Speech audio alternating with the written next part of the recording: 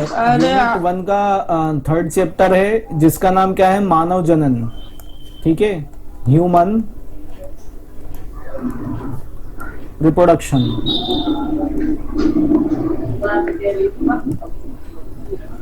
ठीक है, जैसे हम लोग है ना सभी जानते हैं कि जैसे अगर हम ह्यूमन की बात करें तो दो तरह के गेमीट होते हैं, एक मेल गेमीट की बात करते हैं हम और एक फीमेल गेमीट की बात करते हैं, है ना?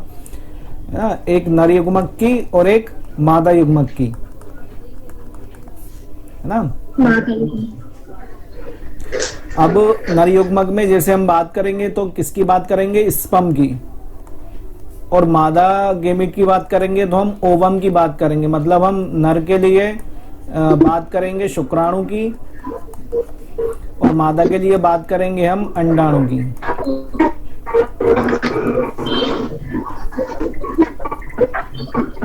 ठीक है, मैंने आपको बता दिया कि 2 नंबर के क्वेश्चन हम लोग एनसीईआरटी में देखेंगे इसके, है ना? ये 3 मार्क्स का पहला क्वेश्चन है।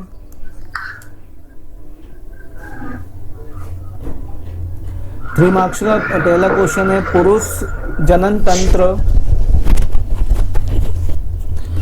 का नामांकित चित्र बनाइए।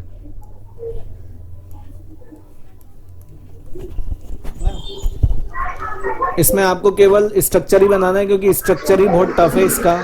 ठीक है, तो ये इसका केवल स्ट्रक्चर ही पूछा जाता है, इसके बारे में नहीं पूछा जाता। तो मैं आपको स्ट्रक्चर के बारे में डिटेल बता दूंगी। ठीक है, ध्यान से सुनिएगा एक पार्ट को। ठीक, इसका पहला पार्ट है प्यूबिस, है ना?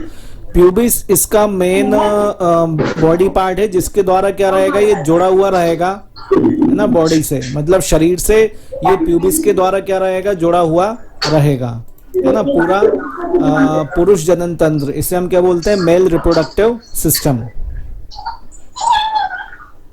ठीक है, फिर नेक्स्ट रहेगा इसमें पेरिटोनियम। ठीक है, पेरिटोनियम एक लेयर भी रहेगी इसमें, साथ में एक केविटी भी रहेगी। ठीक है, जिसमें ये क्या रहेगा कि प्यूबिस के मतलब प्यूबिस एक जगह रहेगी और पेरिटोनियम भी एक जगह रहेगी जिसमें ये पूरा ये स्ट्रक्चर जो रहेगा ये प्रेजेंट रहेगा ह्यूमन रिप्रोडक्टिव सिस्टम का, ना? फिर अगला जो पार्ट रहेगा ये रहेगा यूरिनरी ब्लैडर और यूरेटर का।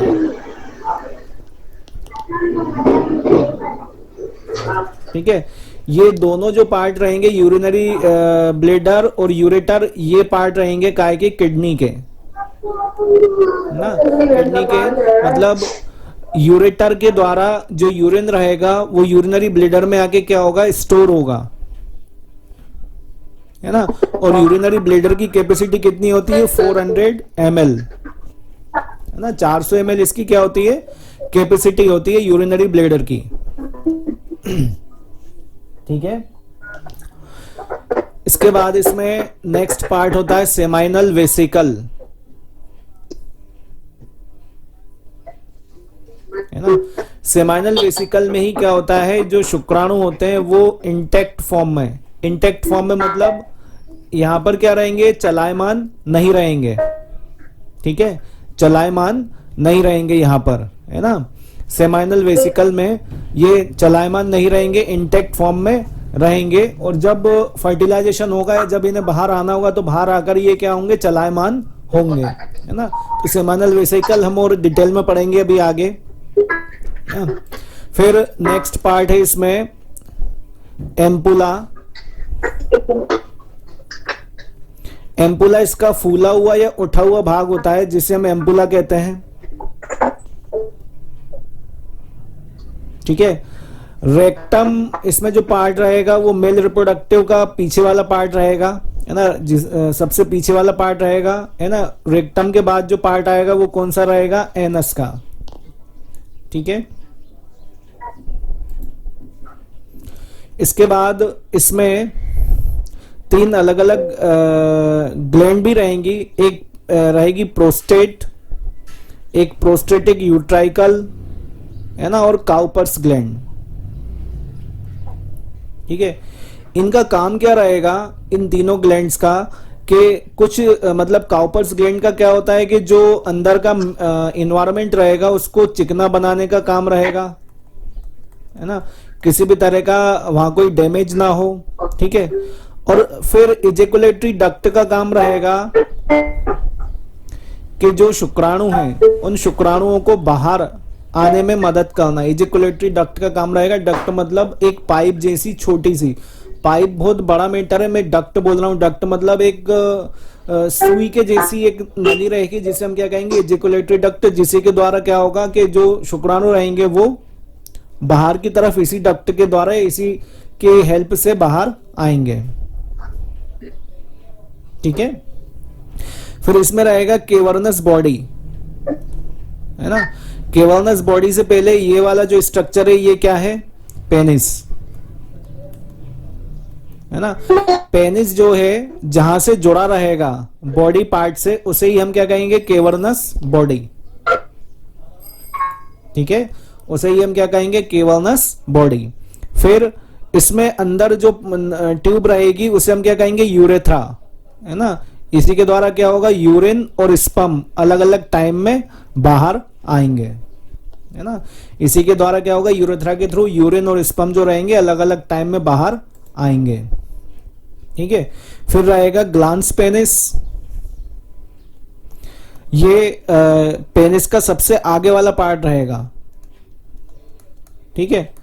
ये एम्पुला टाइप होता है, मतलब फूला हुआ भाग होता है पेनिस का, ठीक। इसके बाद इसमें नेक्स्ट जो पार्ट है वो है ये पेनिस के नीचे वाला स्ट्रक्चर जिसे हम क्या कहते हैं, स्क्रोटम, है ना। ये मैं पेन चला रहा हूं, ये देखो पूरा, इस पूरे को हम क्या कहेंगे, स्क्रोटम, है ना। स्क्रोटम, इसको हम क्या बोलते हैं, वृषण, क्या कहते हैं, वृषण, है ना। इसी में क्या होते हैं, जो शुक्राणु होते हैं इसी में ही क्या होते हैं, स्टोर होते हैं, ठीक है। शुक्राणु कहाँ स्टोर होते हैं, इसी वृषण में, ठीक है। ये पूरी थैली है, इस पूरी थैली को हम क्या कह रहे हैं, स्क्रोटम, है ना, या सेक लाइक स्ट्रक्चर है ना। टेस्टिस इसके अंदर वाले पार्ट को बोल रहे हैं, ठीक है। इसको हम स्क्रोटम को वृषण कोश कहते हैं, ठीक है। और टेस्टिस को हम क्या कहते हैं, वृषण,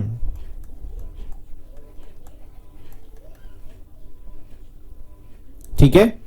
फिर इसके बाद जो इसके अंदर लाइनिंग रहेगी ना, इसके अंदर जो लाइनिंग रहेगी, लाइनिंग मतलब एक लेयर रहेगी ऊपर की तरफ, उस लेयर को क्या कहेंगे, ट्यूनिका वेजाइनलिस,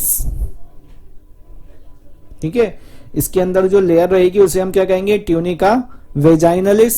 और इसमें दो और स्ट्रक्चर हैं, एपिडिडाइमिस और डक्टस डिफरेंस, है ना। इनका मतलब मैं आपको आगे बताऊंगा। ये क्या करती हैं, ये ट्यूब्स होती हैं, ठीक है। ये है एक ही ट्यूब, एपिडिडाइमिस और डक्टस डिफरेंस दोनों एक ही ट्यूब हैं। बस क्या हो रहा है कि जैसे जैसे आगे बढ़ रही है तो उसके साइज के अकॉर्डिंग उसी ट्यूब का नाम चेंज होता जा रहा है ना। तो ये मैं आपको आगे बताऊंगा जब मैं वृषण के बारे में आपको बताऊंगा पूरी डिटेल। नेक्स्ट क्वेश्चन वही है ना। तो ये पूरा क्या है, एक पुरुष जनन तंत्र है जिसमें पूरा एक स्ट्रक्चर मैंने आपको बताया कि पहला मैंने प्यूबिस बताया था आपको, ठीक है। एक बार और समझ लो, पहला प्यूबिस बताया था, है ना। फिर पेरिटोनियम बताया था, पेरिटोनियम केविटी में प्रेजेंट रहेगा प्यूबिस, जिसके द्वारा ये पूरा जहां पर ये पूरा रिप्रोडक्टिव सिस्टम प्रेजेंट रहेगा। यूरिनरी ब्लेडर और यूरेटर जो है ये क्या रहेंगे, इसके किडनी वाले पार्ट रहेंगे। फिर यूरिनरी ब्लेडर की मैंने आपको कैपेसिटी बताई थी कि कितनी होती है, 400 ml। सेमाइनल वेसिकल ये कहीं ना कहीं स्पर्म या शुक्राणु से रिलेटेड रहेगा। एम्पुला इसका फूला हुआ भाग रहेगा। रेक्टम पीछे वाला पार्ट रहेगा, जिसके बाद एनस आता है। फिर इसमें 3 डक्ट रहेंगे अलग अलग, है ना। प्रोस्टेट, काउपर्स ग्लैंड, प्रोस्टेटिक यूट्राइकल, इनका काम क्या होता है, एनवायरनमेंट को चिकना बनाए रखना ताकि वहां पर किसी भी तरह का कोई डैमेज ना हो, है ना।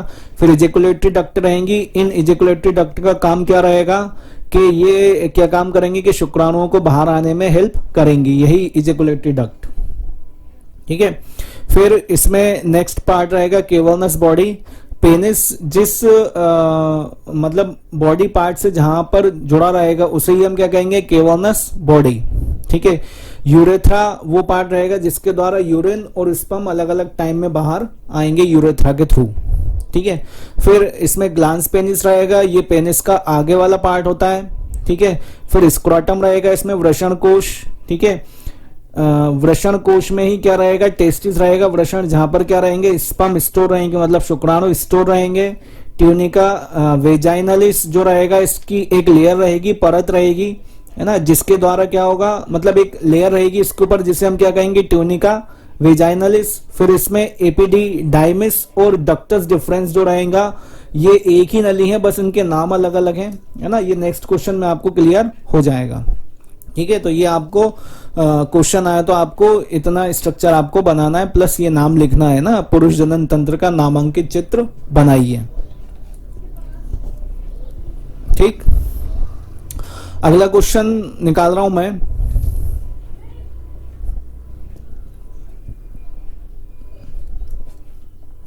नेक्स्ट क्वेश्चन है, वृषण की संरचना का सचित्र वर्णन कीजिए।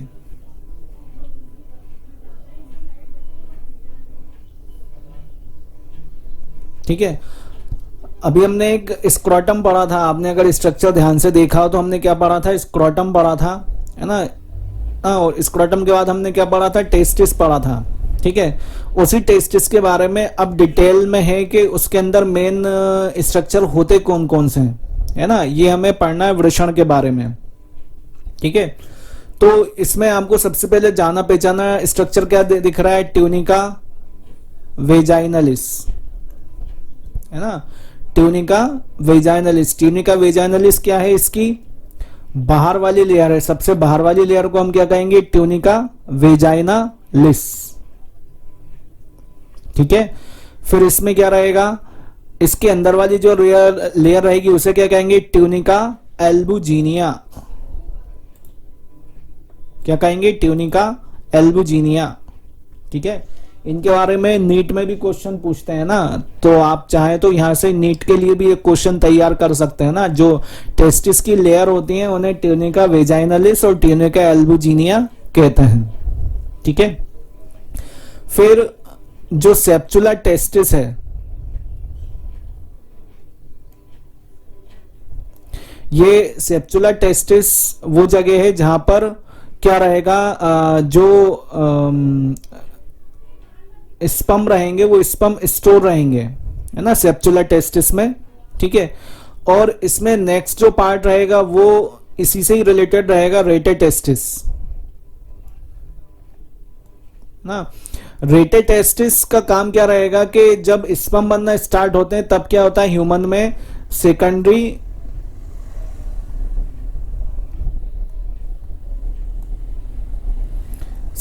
सेक्सुअल कैरेक्टर आते हैं, है ना। इन्हें हम हिंदी में क्या कहते हैं, द्वितीयक लैंगिक लक्षण, ठीक है। तो इस रेटेड टेस्टिस के द्वारा क्या होता है, टेस्टोस्टेरोन हार्मोन मेल में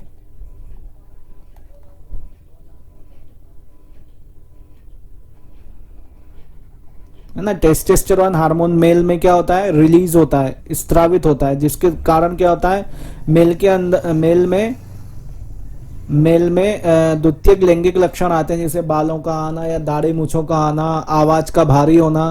तो ये सब क्या है, सेकेंडरी सेक्सुअल कैरेक्टर हैं जो मेल के अंदर आते हैं, और ये कब आते हैं, जब रेटेड टेस्टिस से टेस्टोस्टेरोन का स्त्रावण होने लगता है, ठीक है। अब हमने क्या देखा है कि ये जो सेप्चुलर टेस्टिस है, यहां पर पेन चल रहा है, देखो ग्रीन कलर का बीच में, या ध्यान से देखिएगा, डार्क होगा वो धीरे धीरे दिख रहा होगा आपको पेन अब, है ना। तो यहां पर क्या होते हैं, जो स्पर्म होते हैं, जब स्पर्म बाहर आते हैं, है ना, तो सबसे पहली जो नली, ये ट्यूब मिलती है उन्हें, है ना, सबसे पहली नली, ये ट्यूब जो उन्हें मिलेगी, ध्यान से सुनिएगा, है ना, वो क्या रहेगी, एपिडिडाइमिस, है ना, एपिडिडाइमिस, ठीक है। ये एपिडिडाइमिस सबसे पहली नली रहेगी इसमें, ठीक है ना। ये सबसे पतली रहेगी। उसके बाद इसमें कौन सी मिलेगी, वसा इफ्रेंशिया, है ना। मतलब सिंपल है कि जो पहली नली पड़ी है ना, उसका अगर साइज बड़ा हो जाएगा तो वो क्या हो जाएगी, वसा इफ्रेंशिया। ठीक है, फिर नेक्स्ट जो नली रहेगी वो कौन सी रहेगी, डक्टस एपिडिडाइमिस। मतलब अब क्या हुआ, जो वसा इफ्रेंशिया है उसका भी क्या हो गया, साइज बड़ा हो गया। ठीक है, फिर लास्ट में क्या आ जाएंगे, वास डिफरेंस। वास डिफरेंस सबसे बड़ा साइज होगा किसका, उसी ट्यूब का, है ना। और वास डिफरेंस जो है कहाँ जुड़ी होती है, ध्यान से सुनना, यूरेथ्रा से। अगर आपने नाम सुना हो अभी पहले वाले स्ट्रक्चर में, काय से जुड़ी होती है, यूरेथ्रा से, है ना। तो जब इजेकुलेशन होता मतलब जब स्पर्म बाहर आते हैं तो इसी वास डिफरेंस से कहां पे जाते हैं, यूरेथ्रा में, और यूरेथ्रा के थ्रू क्या होते हैं, वो बाहर हो जाते हैं। ठीक है ना। तो ये पूरा एक स्ट्रक्चर है काय का, वृषण का, है ना, जिसके बारे में हमने पढ़ा। ये क्या है, वृषण कोश है। ठीक, इसमें इसके बारे में यदि हम देखें तो देखिए, इसके बारे में लिखना कितना है, वृषण या वृषण कोश, है ना। वृषण कोश मतलब स्क्रोटम या स्क्रोटल सैक। इसमें क्या है, वृषण में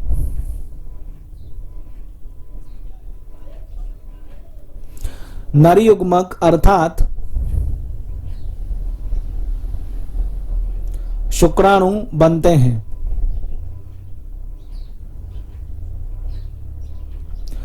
प्रत्येक पुरुष में 2 अंडाकार वृषण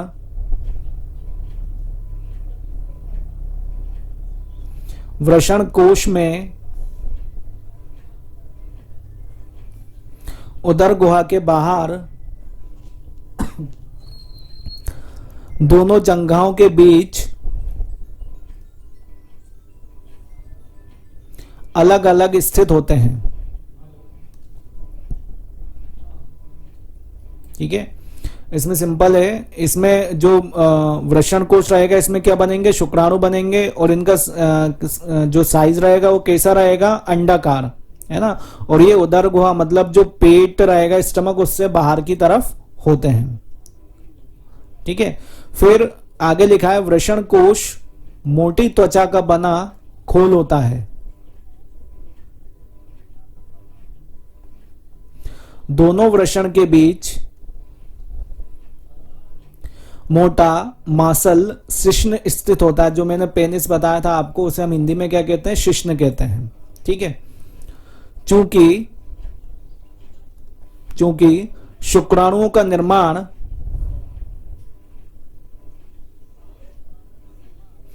शरीर के अंदर के तापमान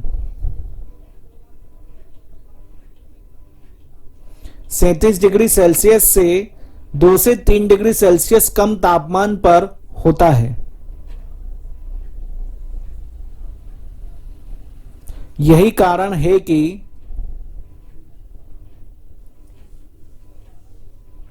वृषण शरीर से बाहर लटकता रहता है ना। इसलिए क्या होता है, पुरुषों में जो वृषण होता है वो शरीर से बाहर लटका रहता है, क्योंकि उसका एक रीजन है कि अगर वो स्पर्म का अगर वहां पे फॉर्मेशन वहां नहीं बनेंगे तो उन्हें क्या चाहिए, 2 से 3 डिग्री सेल्सियस शरीर से कम तापमान चाहिए, तो वो उन्हें वहां पर प्रोवाइड हो जाएगा, वहां पर मिल जाएगा ना। प्रत्येक वृषण आकार में 5 सेंटीमीटर लंबा, 2.5 सेंटीमीटर चौड़ा तथा 3 सेंटीमीटर मोटा अमाप वाला होता है। ठीक है, वृषण की उत्पत्ति उदर गुहा में होती है। उदर गुहा मतलब जो हम पेट वाला जो स्ट्रक्चर है, मतलब जिसे हम एब्डोमिनल कैविटी कहते हैं साइंस की लैंग्वेज में, है ना, उसे हम उदर गुहा कहते हैं। ठीक है, परंतु बाद में परिवर्धन 7वें महीने के दौरान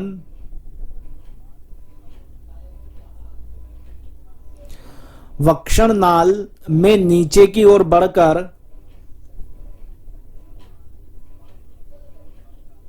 अपने अपने वृषण कोशों में स्थायी रूप से आ जाते हैं। ठीक है, ये लास्ट में ये बताया उन्होंने कि जो वृषण रहेगा, मतलब जब बेबी बनता है, बेबी क्या होता है 9 महीने में बनता है पूरा बच्चा, है ना। तो उसमें 7वें महीने का बताया कि 7वें महीने में ये क्या होता है उदर गुहा में बनते हैं, मतलब स्टमक में बनते हैं। लेकिन क्या होता है कि 7वें महीने के बाद ये क्या होता है नीचे की तरफ आना स्टार्ट हो जाते हैं और फिर क्या होते हैं वृषण कोशों में स्थायी रूप से पहुंच जाते हैं, है ना।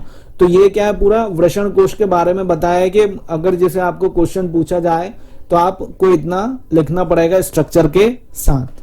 4th क्वेश्चन है, शुक्राणु की संरचना का सचित्र वर्णन कीजिए।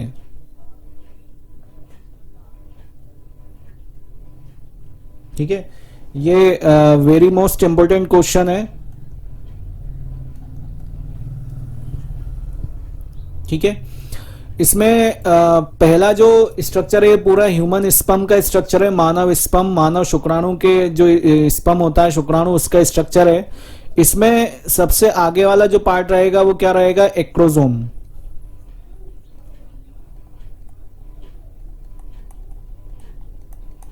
ठीक है, एक्रोसोम। एक्रोसोम का काम क्या रहेगा, जैसे ये एग्जांपल के ये अंडाणु है सिंपल, इस अंडाणु को भेदने के लिए, इस अंडाणु को भेदने के लिए यही एक्रोसोम वाला पार्ट जो है जो इस स्पर्म की क्या करेगा, सहायता करेगा। ठीक है, फिर इसमें क्या रहेगा नेक्स्ट, न्यूक्लियस। न्यूक्लियस मतलब केंद्रक, है ना। केंद्रक वो पार्ट रहेगा सिंपल, किसी भी सेल की हम बात करते हैं तो क्या करता है, केंद्रक उस सेल का दिमाग होता है जो उसकी पूरी क्रियाविधि को क्या करता है, कंट्रोल करता है ना। क्या करता है, उसकी पूरी क्रियाविधि को कंट्रोल करता है। ठीक है, जो ह्यूमन स्पर्म है वो 3 पार्ट में डिवाइड होता है। पहला इसका पार्ट कौन सा है, हेड ना, जिसे हम क्या कहते हैं, सिर। ठीक है, दूसरा पार्ट होता है इसका मिडिल पीस, जिसे हम क्या कहते हैं, मध्य भाग। ठीक, और तीसरा पार्ट होता है इसका टेल, जिसे हम क्या कहते हैं, पूंछ।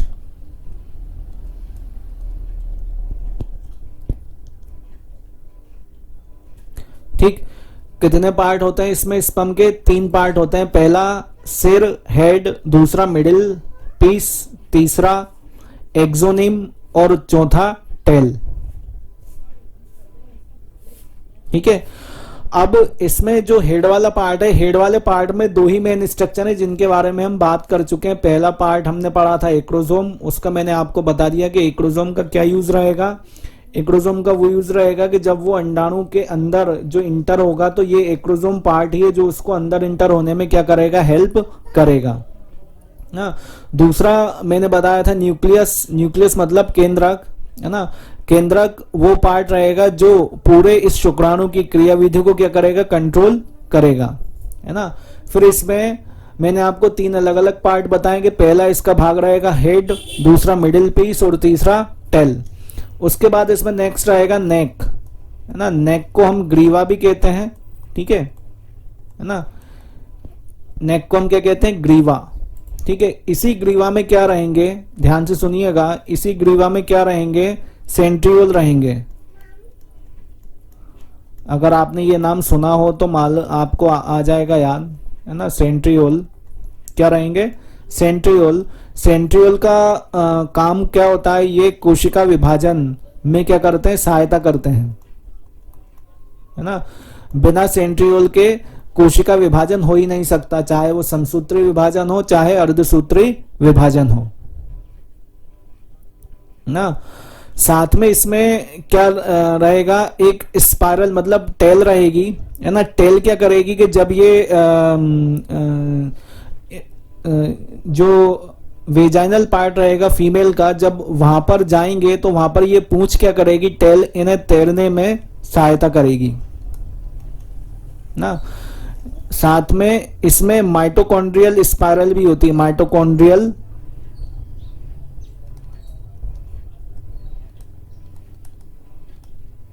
ठीक है।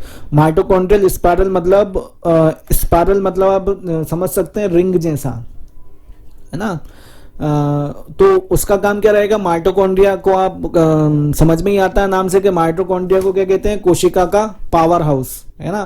तो सेम क्या रहेगा कि ये क्या करेगी, उसकी तैरने में सहायता करेगी माइटोकॉन्ड्रियल स्पाइरल, है ना। एक्सोनियम इसका पार्ट है पीछे वाला, है ना, जो नाम बता रहे हैं, है ना, इसको माइटोकॉन्ड्रियल स्पाइरल भी कहते हैं। तो ये पूरा स्ट्रक्चर है काय का, ह्यूमन स्पर्म का, ठीक है। इसमें हमने पहला पार्ट हेड पढ़ा है, दूसरा मिडिल पीस और तीसरा टेल। हेड में हमने क्या क्या पढ़ा, एक्रोसोम, न्यूक्लियस। मिडिल पीस में हमने नेक पढ़ा। नेक में हमने क्या पढ़ा, नेक में हमने क्या पढ़ा, नेक में हमने पढ़ा इसमें, नेक में हमने क्या पढ़ा इसमें, सेंट्रियोल पढ़े, है ना। सेंट्रियोल में हमने कोशिका विभाजन पढ़ा है, ठीक है। और साथ में हमने क्या पढ़ी, टेल। टेल में हमने क्या पढ़ा है, माइटोकॉन्ड्रियल स्पाइरल, ठीक है। तो ये मेन स्ट्रक्चर है जो हमने इसमें, तो इसमें शुक्राणु की संरचना दी है। इसमें लिखा है यह एक परिपक्व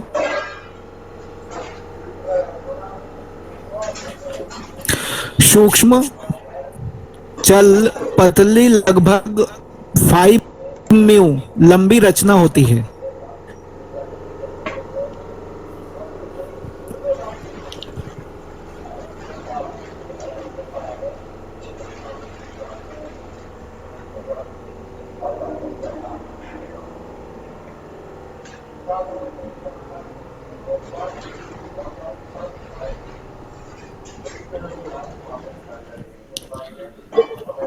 लगभग सभी जंतुओं के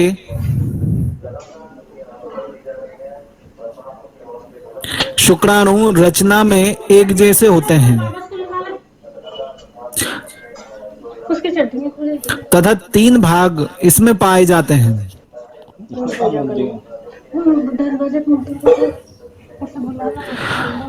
पहला भाग है सिर। गौरव इधर आओ। ठीक है, सिर के बारे में लिखा है शुक्राणु का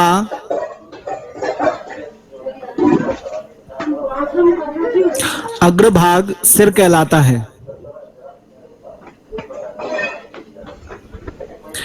इसकी रचना प्रायः तैरने के अनुकूल होती है।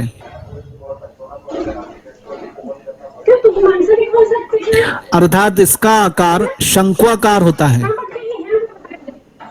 बाहर पटक के आ जाओ टेबल पे, है ना, शंक्वाकार मतलब ऐसा कुछ, जैसे आपने शंख को घुमाया होगा ना, पहले वो लट्टू घुमाते थे, है ना, ऐसा।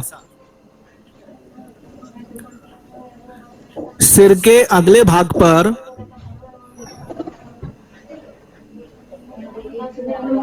क्रोमोसोम नामक रचना पाई जाती है, सॉरी एक्रोसोम नामक रचना पाई जाती है, जो गाल्जी काय की बनी होती है ना। यह शुक्राणु को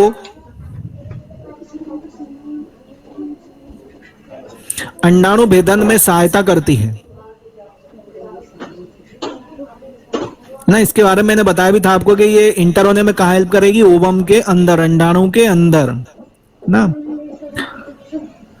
सिर का शेष भाग केंद्रक को घेरे रहता है।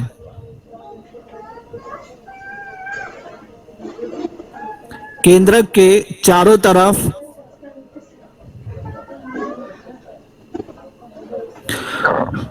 कोशिका द्रव्य की पतली स्तर पाई जाती है। केंद्रक के पश्चिम भाग में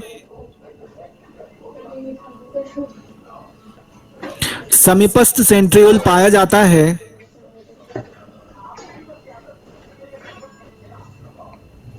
जो निषेचित अंडाणु के विभाजन को शुरू करता है।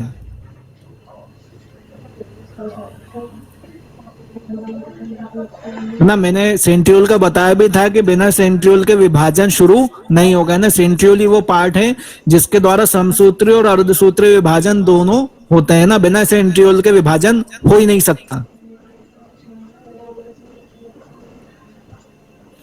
फिर इसका सेकंड पार्ट बताया था मध्य भाग, मिडिल पीस।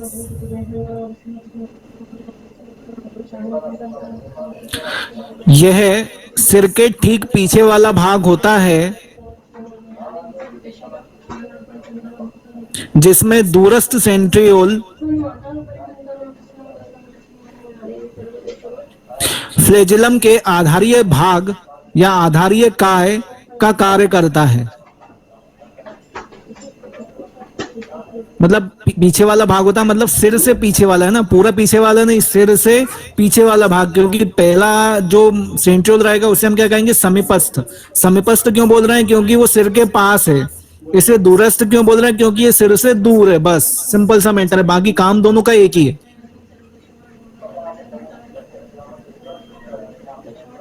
इसमें स्थित अक्षीय तंतु के चारों तरफ माइटोकॉन्ड्रिया का आवरण पाया जाता है, जो शुक्राणु के प्रचलन में लगने वाली ऊर्जा को फ्लेजिलम को दे देता है ना। मैंने क्या बताया था, माइटोकॉन्ड्रिया इसमें काम क्या करेगा, ऊर्जा देने का है ना। फिर मध्य भाग के चारों तरफ भी जीव द्रव्य का एक पतला आवरण पाया जाता है।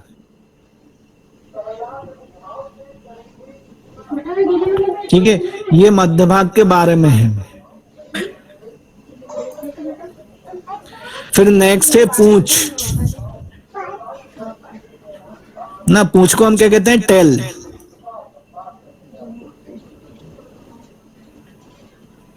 यह शुक्राणु का सबसे पिछला, लंबा व पतला भाग होता है,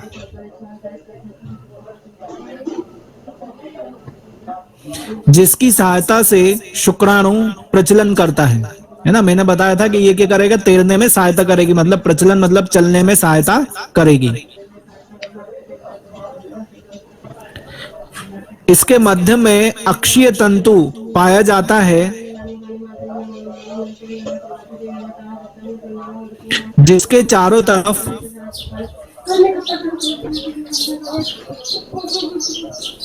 एकदम अग्रभाग में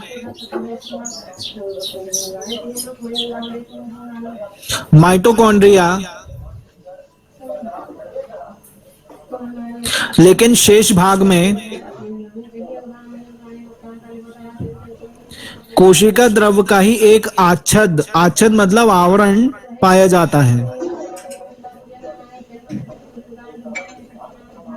इसके पश्च भाग के अक्षीय तंतु के चारों तरफ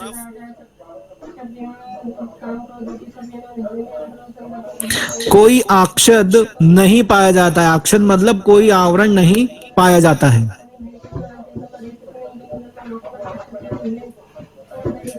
ठीक है, तो ये पूरा शुक्राणु का बारे में है ना। क्वेश्चन क्या पूछेंगे 5 नंबर में, शुक्राणु की संरचना का सचित्र वर्णन कीजिए। ये भी 2 तरह से पूछते हैं क्वेश्चन, है ना, ध्यान रखिएगा। एक 3 नंबर में पूछते हैं और एक 5 नंबर में पूछते हैं। 3 नंबर में क्वेश्चन क्या पूछेंगे, शुक्राणु का नामांकित चित्र बनाइए, है ना, मानव शुक्राणु का नामांकित चित्र बनाइए। और 5 नंबर में क्या पूछेंगे, शुक्राणु की संरचना का सचित्र वर्णन कीजिए। इधर आ गौरव। ठीक है, टीवी देखो जाके, जा गौरव, टीवी देखो जाके, तो उठो जल्दी। वो नित्य आ गई टीवी में, नित्य जाओ जाओ जल्दी जा, जल्दी जा, जल्दी जा। ओ नित्य आ गई रे, ओ नित्य आ गई रे, गौरव देखेगा। नेक्स्ट क्वेश्चन है,